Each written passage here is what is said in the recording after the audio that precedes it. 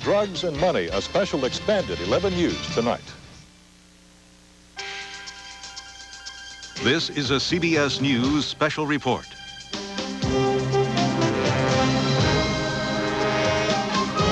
Part of CBS News' continuing coverage of drugs, one nation under siege. Tonight, a presidential address. From New York, here is Dan Rather. Hello again. The President of the United States will address the nation from the Oval Office shortly. It will be President George Bush's first formal White House speech from the Oval Office as president. He will outline, we are told, his ideas for trying to fight the drug plague at home and abroad. We will also broadcast immediately after the President's address the official Democratic Party response, which is to be delivered this evening by Senator Joseph Biden of Delaware. Much of President Bush's plan has been publicized already, including an attempted crackdown on casual users and stopping the drug traffic at the source in South America. But here now, from the Oval Office, is the President. Good evening. This is the first time since taking the oath of office that I felt an issue was so important, so threatening, that it warranted talking directly with you, the American people. All of us agree that the gravest domestic threat facing our nation today is drugs. Drugs have strained our faith in our system of justice. Our courts, our prisons, our legal system are stretched to the breaking point. The social costs of drugs are mounting. In short, drugs are sapping our strength as a nation. Turn on the evening news or pick up the morning paper, and you'll see what some Americans know just by stepping out their front door. Our most serious problem today is cocaine, and in particular, crack. Who's responsible? Let me tell you straight out. Everyone who uses drugs, everyone who sells drugs, and everyone who looks the other way. Tonight, I'll tell you how many Americans are using illegal drugs. I will present to you our national strategy to deal with every aspect of this threat, and I will ask you to get involved in what promises to be a very difficult fight. This is crack cocaine, seized a few days ago by drug enforcement agents in a park just across the street from the White House. It could easily have been heroin or PCP. It's as innocent looking as candy, but it's turning our cities into battle zones, and it's murdering our children. Let there be no mistake. This stuff is poison. Some used to call drugs harmless recreation. They're not. Drugs are a real and terribly dangerous threat to our neighborhoods, our friends, and our families. No one among us is out of harm's way. When 4-year-olds play in playgrounds strewn with discarded hypodermic needles and crack vials, it breaks my heart. When cocaine, one of the most deadly and addictive illegal drugs, is available to school kids, it's an outrage. And when hundreds of thousands of babies are born each year to mothers who use drugs, premature babies, born desperately sick, and even the most defenseless among us are at risk. These are the tragedies behind the statistics, but the numbers also have quite a story to tell. Let me share with you the results of the recently completed household survey of the National Institute on Drug Abuse. It compares recent drug use to 3 years ago. It tells us some good news and some very bad news. First, the good. As you can see in the chart, in 1985, the government estimated that 23 million Americans were using drugs on a current basis. That is, at least once in the preceding month. Last year, that number fell by more than a third. That means almost 9 million fewer Americans are casual drug users. Good news. Because we changed our national attitude toward drugs, casual drug use has declined. We have many to thank. Our brave law enforcement officers, religious leaders, teachers, community activists, and leaders of business and labor. We should also thank the media for their exhaustive news and editorial coverage, and for their airtime and space for anti-drug messages. And finally, I want to thank President and Mrs. Reagan for their leadership. All of these good people told the truth, that drug use is wrong and dangerous. But as much comfort as we can draw from these dramatic reductions, there is also bad news, very bad news. Roughly 8 million people have used cocaine in the past year. Almost 1 million of them used it frequently, once a week or more. What this means is that in spite of the fact that overall cocaine use is down, frequent use has almost doubled in the last few years. And that's why habitual cocaine users, especially crack users, are the most pressing immediate drug problem. What then is our plan? To begin with, I trust the lesson of experience. No single policy will cut it, no matter how glamorous or magical it may sound. To win the war against addictive drugs like crack will take more than just a federal strategy. It will take a national strategy, one that reaches into every school, every workplace, involving every family. Earlier today, I sent this document, our first such national strategy, to the Congress. It was developed with the hard work of our nation's first drug policy director, Bill Bennett. In preparing this plan, we talked with state, local and community leaders, law enforcement officials, and experts in education, drug prevention, and rehabilitation. We talked with parents and kids. We took a long, hard look at all that the federal government has done about drugs in the past, what's worked, and let's be honest, what hasn't. Too often, people in government acted as if they're part of the problem, whether fighting drug production or drug smuggling or drug demand was the only problem. But turf battles won't win this war. Teamwork will. Tonight, I'm announcing a strategy that reflects the coordinated, cooperative commitment of all our federal agencies. In short, this plan is as comprehensive as the problem. With this strategy, we now finally have a plan that coordinates our resources, our programs, and the people who run them.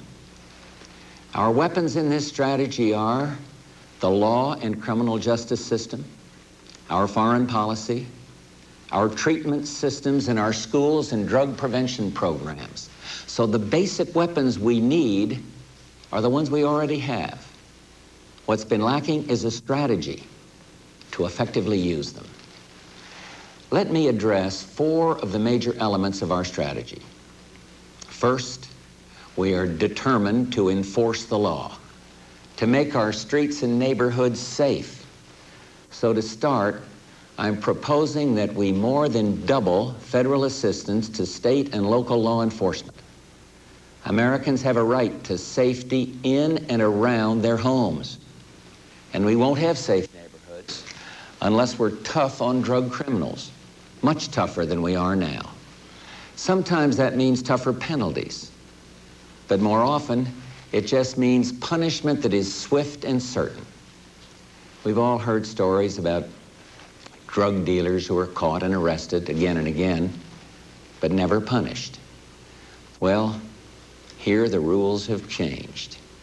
If you sell drugs, you will be caught, and when you're caught, you will be prosecuted, and once you're convicted, you will do time. Caught, prosecuted, punished. I'm also proposing that we enlarge our criminal justice system across the board, at the local, state, and federal levels alike. We need more prisons, more jails, more courts, more prosecutors. So tonight I'm requesting altogether an almost $1.5 billion increase in drug-related federal spending on law enforcement. And while illegal drug use is found in every community, nowhere is it worse than our public housing projects. You know, the poor have never had it easy in this world. But in the past, they weren't mugged on the way home from work by crack gangs. And their children didn't have to dodge bullets on the way to school.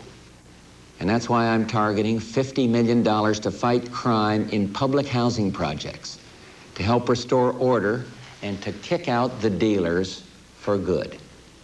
The second element of our strategy looks beyond our borders, where the cocaine and crack bought on America's streets is grown and processed. In Colombia alone, cocaine killers have gunned down a leading statesman, murdered almost 200 judges and 7 members of their Supreme Court. The besieged governments of the drug-producing countries are fighting back, fighting to break the international drug rings. But you and I agree with the courageous president of Colombia, Virgilio Barco, who said that if Americans use cocaine, then Americans are paying for murder. American cocaine users need to understand that our nation has zero tolerance for casual drug use.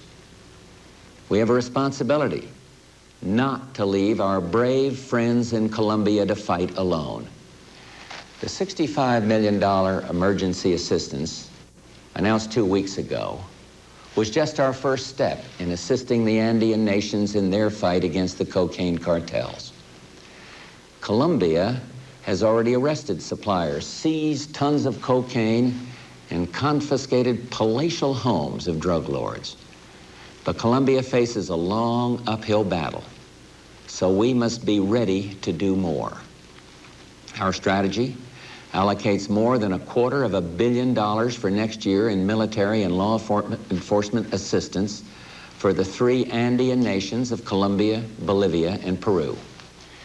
This will be the first part of a 5-year, $2 billion program to counter the producers, the traffickers, and the smugglers. I spoke with President Barco just last week, and we hope to meet with the leaders of affected countries in an unprecedented drug summit, all to coordinate an inter-American strategy against the cartels. We will work with our allies and friends, especially our economic summit partners, to do more in the fight against drugs. I'm also asking the Senate to ratify the United Nations Anti-Drug Convention concluded last December. To stop those drugs on the way to America, I propose that we spend more than $1.5 billion on interdiction. Greater interagency cooperation, combined with sophisticated intelligence gathering and Defense Department technology, can help stop drugs at our borders. And our message to the drug cartels is this: the rules have changed. We will help any government that wants our help. When requested, we will, for the first time, make available the appropriate resources of America's armed forces. We will intensify our efforts against drug smugglers on the high seas, in international airspace, and at our borders. We will stop the flow of chemicals from the United States used to process drugs. We will pursue and enforce international agreements to track drug money to the front men and financiers. And then we will handcuff these money launderers and jail them, just like any street dealer. And for the drug kingpins, the death penalty. The third part of our strategy concerns drug treatment. Experts believe that there are 2 million American drug users who may be able to get off drugs with proper treatment. But right now, only 40% of them are actually getting help. This is simply not good enough. Many people who need treatment won't seek it on their own, and some who do seek it are put on a waiting list. Most programs were set up to deal with heroin addicts, but today the major problem is cocaine users. It's time we expand our treatment systems and do a better job of providing services to those who need them. And so tonight, I'm proposing an increase of $321 million in federal spending on drug treatment. With this strategy, we will do more.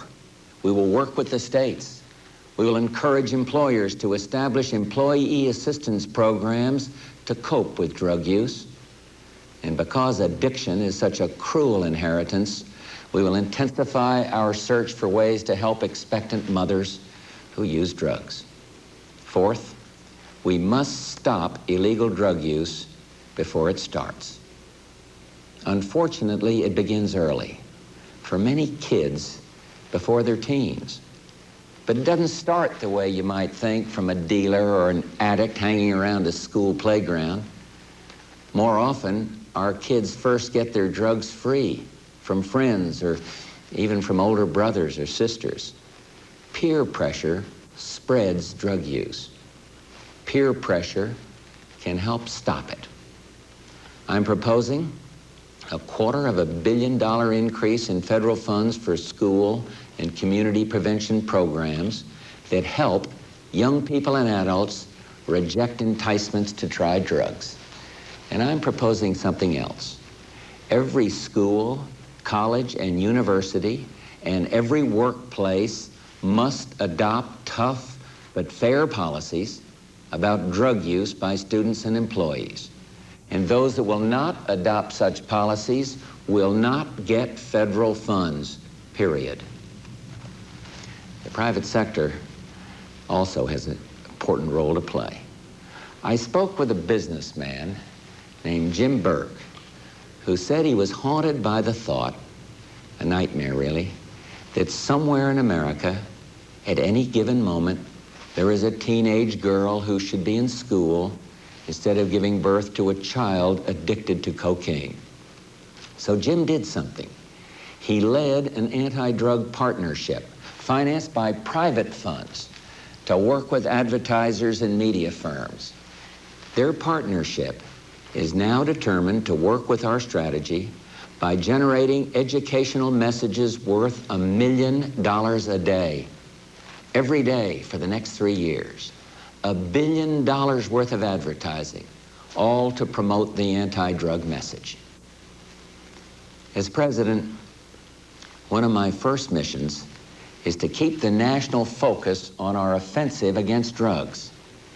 And so next week, I will take the anti-drug message to the classrooms of America in a special television address, one that I hope will reach every school, every young American.